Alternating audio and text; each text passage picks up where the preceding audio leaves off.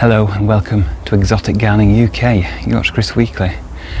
It's a fabulous Sunday. Sun is absolutely gorgeous, bright blue skies, and I can actually get out in the garden and see what's growing well, because as I've mentioned last week and probably the week before, we've just had rain here all the time. Even when it's not been forecast, we've had drizzle and dark skies, and it's meant everything's not really been able to grow well or see the sun. But there's plenty of lots of moisture in the ground, so it means that things are doing okay, and now the sun's out, be able to grow into that sunshine. And some of the flowers are coming out now. So we've got the first zinnias that we sowed back in April, they're just about to flower. We've got the cleomes, the spider flowers, they're also flowering. We've got the innulas, which have been flowering just for over a week now. Showing you the geraniums already, the palmatum, that's been a monster of a plant covered in bees and hoverflies. And we've also got the tiphonias, bright orange flowers that the hoverflies and bees absolutely adore, and the butterflies. So they were sowed back in April and they've made quite big plants, and they've started flowering now in July, and they'll flower all the way through into autumn. So coming up on today's episode, we're having a sneak preview of how the garage to greenhouse project is going along. We'll also be looking at a very finicky little plant, and we'll be planting that in the garden. And we'll also be looking at monster leaves and what trouble they can cause. Now, a few weeks ago we talked about this Gunnera manicata, and we're looking at this lower leaf down there and how big it's got. Well, it's produced a few more leaves since then, and these are absolutely huge, and it's actually sized up bigger than I thought it would this year. Gave this plant plenty of space when I planted it last year or year before.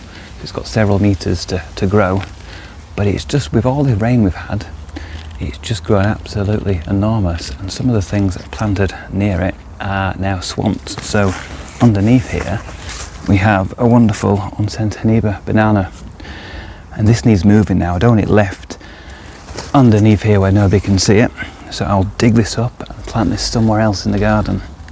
And we talk about the rain.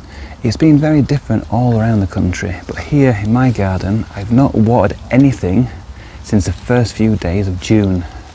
So it's been 6-7 weeks before anything's been watered in this garden, apart from a few pots of newly planted plants.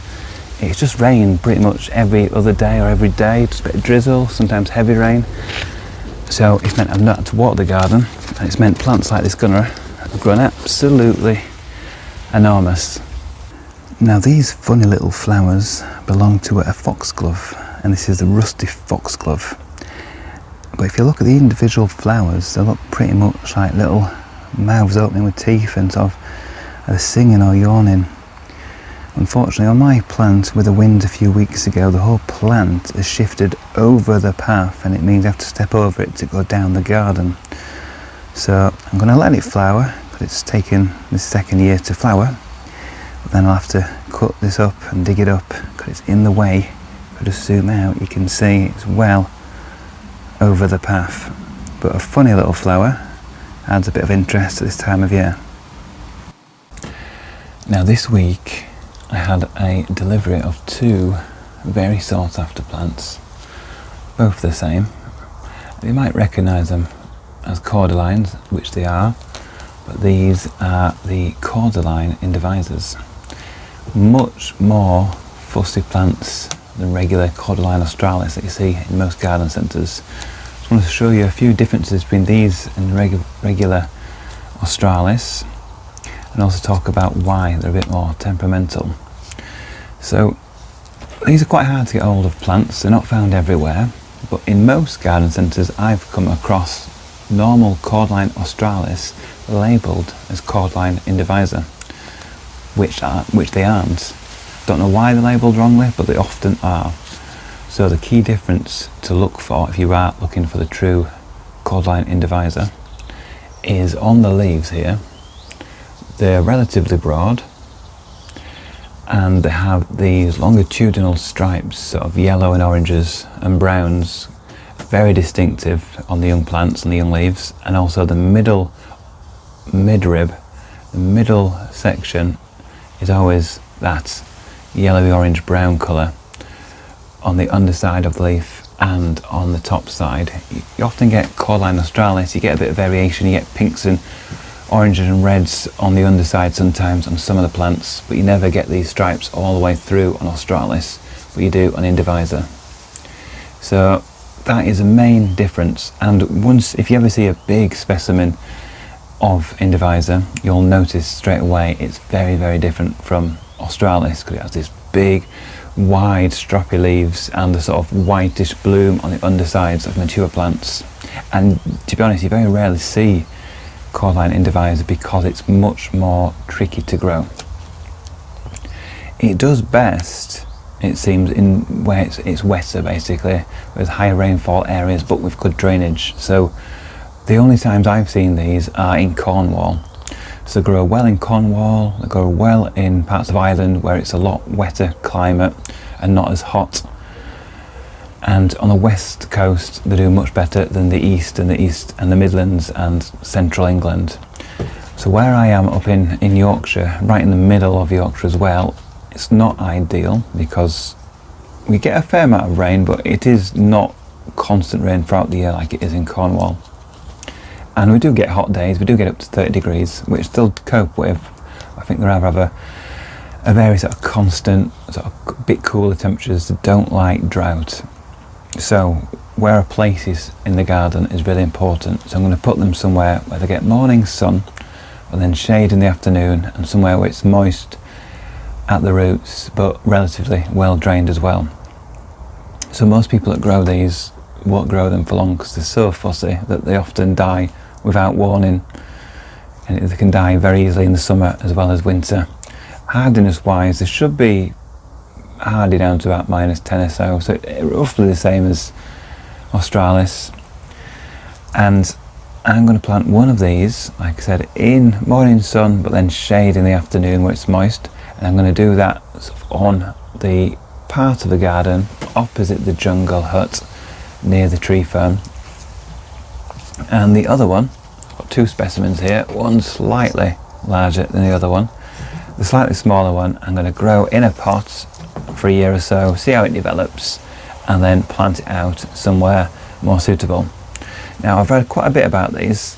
I've grown them from seed before, but they didn't last very long, and you hear lots of contradictory things. So I've gone through the main points, but some people have grown them in pots really successfully, but most people find that they're better off in the ground, and definitely with a lot of in rainfall areas or watered well.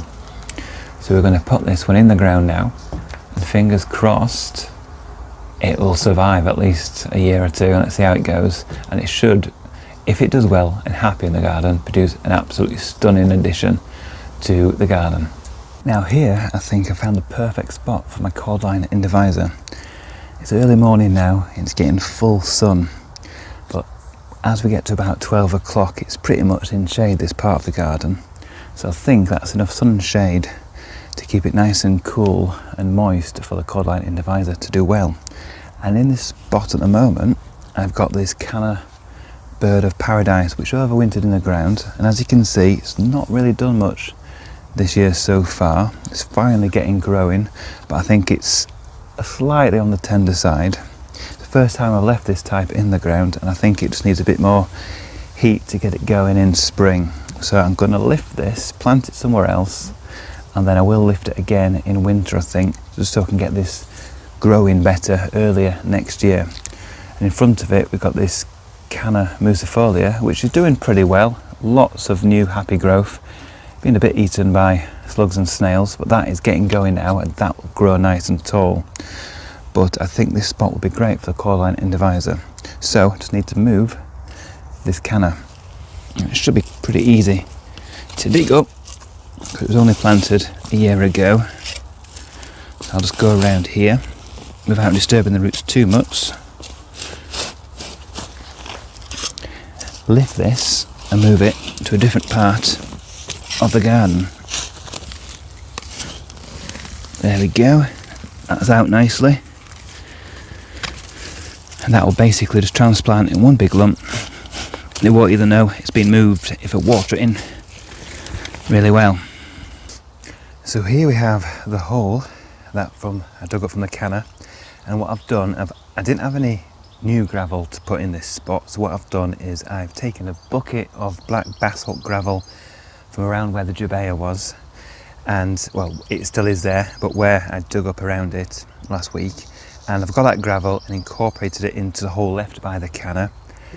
And if I just put the spade in it, you can hear it's nice and free draining and gritty, nice and loose. And it's a big area, this, compared to the size of the plant I'm going to plant in there, this Cordyline indivisa.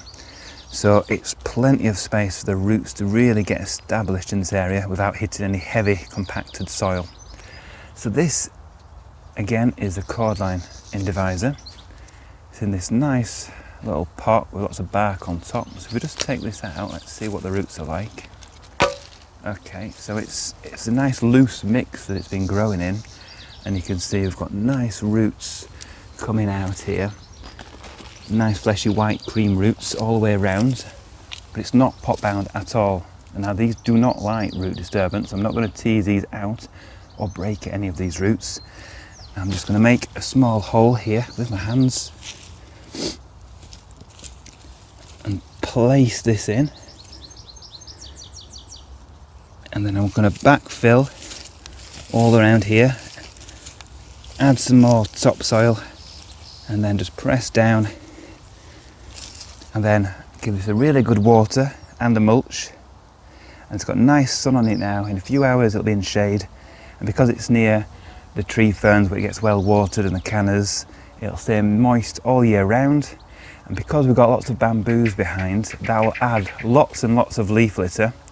So as this grows, the leaf litter will accumulate around the base of the plant, which will add nutrients and also help with suppressing the weeds. And this, if we're lucky, will grow to be many metres tall and nice and wide and cover this area.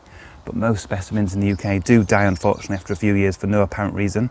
But fingers crossed, this one will do well.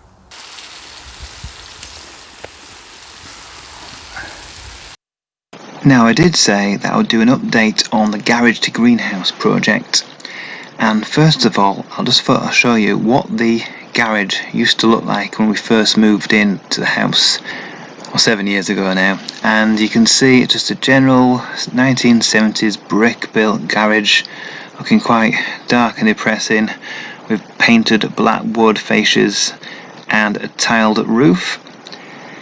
And I painted this, so I painted this nice and cream, whitish cream, and I also updated the fascia boards and put them with white PVC, and we still had the tiles on. And then this year I thought, let's change the roof, let's turn it into more of a grow space, like a greenhouse. So I've gone ahead and put on a polycarbonate roof, as you can see here. Now, it's not finished yet, I still need to do the ridge, I still need to do the door, but as you can see it looks a lot better and more conducive for growing plants. So I'll update again next week. Thank you for watching this edition of Exotic Gardening UK. Join me next week, we'll be doing more in the garden.